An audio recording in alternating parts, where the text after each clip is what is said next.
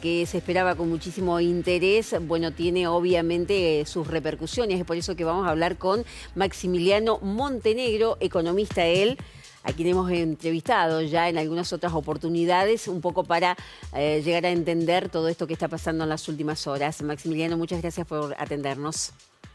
¿Qué tal? Buenas tardes, Sonia, ¿cómo estás? Bueno, en principio, preguntarte para que le contemos a toda la gente que nos sigue habitualmente, ¿en qué consiste este nuevo acuerdo con el Fondo Monetario Internacional que ha logrado el ministro Massa?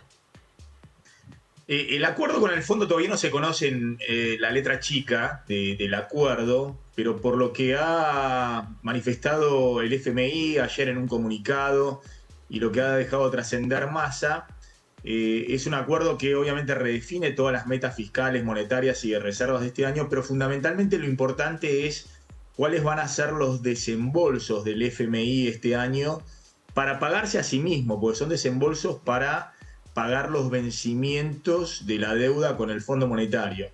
Y la primera impresión, según lo que dijo Massa, es que va a haber dos desembolsos. Uno va a ser ahora en agosto, que podrían ser de alrededor de 7.500, 7.900 millones de dólares, si se juntan ahí los desembolsos que originalmente estaban previstos para junio, de 4.000 millones que no llegó porque la Argentina incumplió las metas, y el desembolso previsto para septiembre. Es probable que esos dos desembolsos se junten y que vengan ahora en agosto.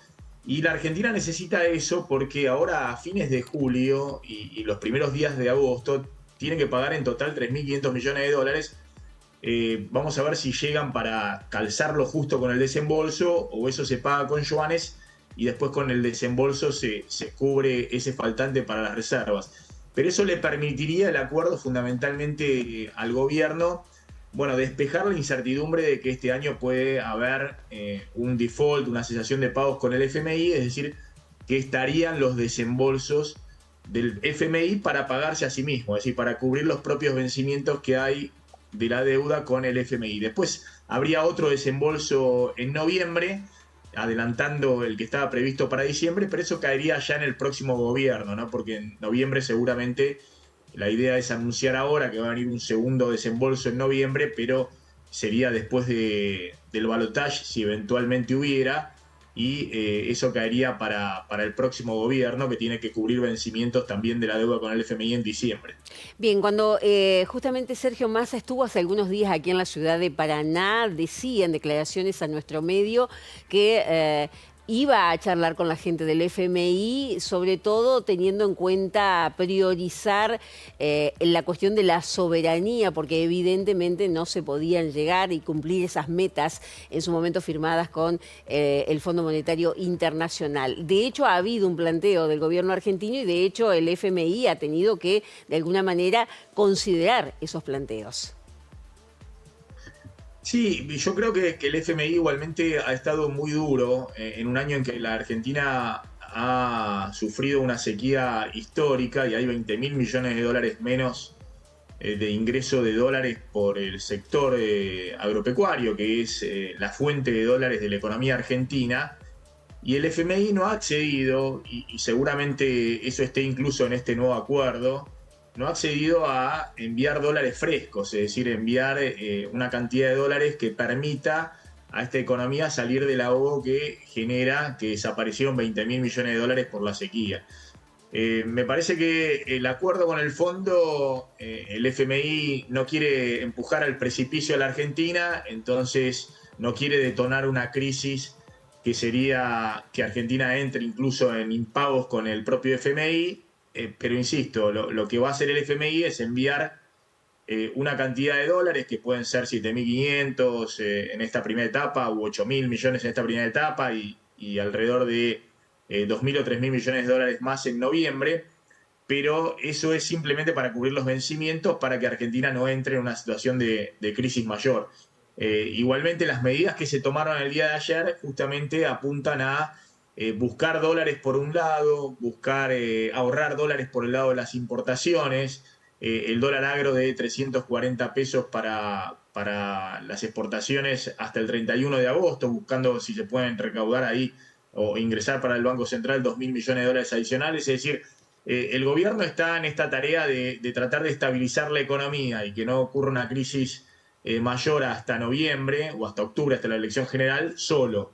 No es que el FMI está accediendo a enviar un paquete de dólares adicionales para que la situación se descomprima en términos de la escasez de dólares que está experimentando la economía argentina. Claro, uno tampoco imagina que un organismo internacional de estas características se boicotee a sí mismo, ¿no? Necesita aflojarle un poco al país para poder también conseguir los recursos que ellos mismos han prestado. Maximiliano, ¿cómo han sido las repercusiones respecto de esta medida o este anuncio de que a partir de septiembre las economías regionales no van a pagar retenciones?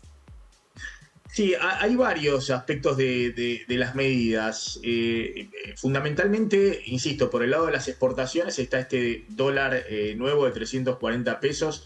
Todavía no se incluye a la soja, eso quedará también para más adelante, pero para el resto de las exportaciones agrícolas, eso busca que ingresen unos 2.000 millones de dólares adicionales a las reservas hasta fines de agosto.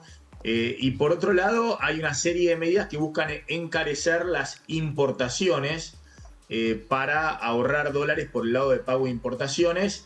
Impuesto país del 7,5% para todas las importaciones, para los bienes suntuarios 30%, para las importaciones de servicios, todo lo que se paga de honorarios para consultorías en el exterior o importación de servicios de distinto tipo al exterior, eso va a tener una alícuota del 25%.